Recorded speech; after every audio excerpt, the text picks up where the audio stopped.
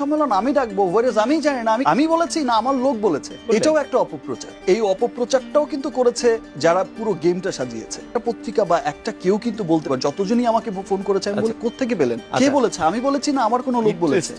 প্রত্যেকটা TV channel, প্রত্যেকটা press যারাই আমাকে ফোন করেছে, কানেক্ট করে, প্রত্যেককে আমি প্রশ্ন করেছি যে সংবাদ সম্মেলন আমি ডাকবো, ওয়ারেজ আমি জানি না, আমি। শাকিব খানের তৃতীয় বাবা হওয়া বিষয়টি নিয়ে সরাসরি মুখ খুললেন তিনি। শাকিব খান বলেন, আমি বাবা হচ্ছি অথচ বিষয়টি আমি নিজেই জানি না, কিন্তু সব মিডিয়া, টিভি, পত্রিকা সবাই জেনে গেছে যে আমি নাকি তৃতীয়বারের মতো বাবা হচ্ছি। তিনি আরও বলেন, বুবলির যদি সন্তান হয়ে থাকে সে বিষয়ে আমি কিছুই জানি না।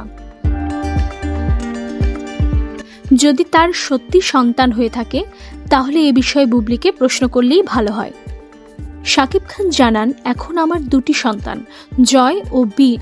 এই দুজনের বাইরে আমি এখন আর অন্য কিছু ভাবতে চাই না। বুবলি কোথায় গিয়ে কি করেছে তা আমি জানি না। আমরা আমেরিকায় গিয়েছি ঠিকই, কিন্তু বুবলি সন্তান হওয়ার মতো কিছুই তো হয়নি, তাই এ বিষয়ে আমি কিছুই বলতে চাই না। দর্শক, বিষয়টি নিয়ে আপনার মতামত কি কমেন্ট করে জানাবেন।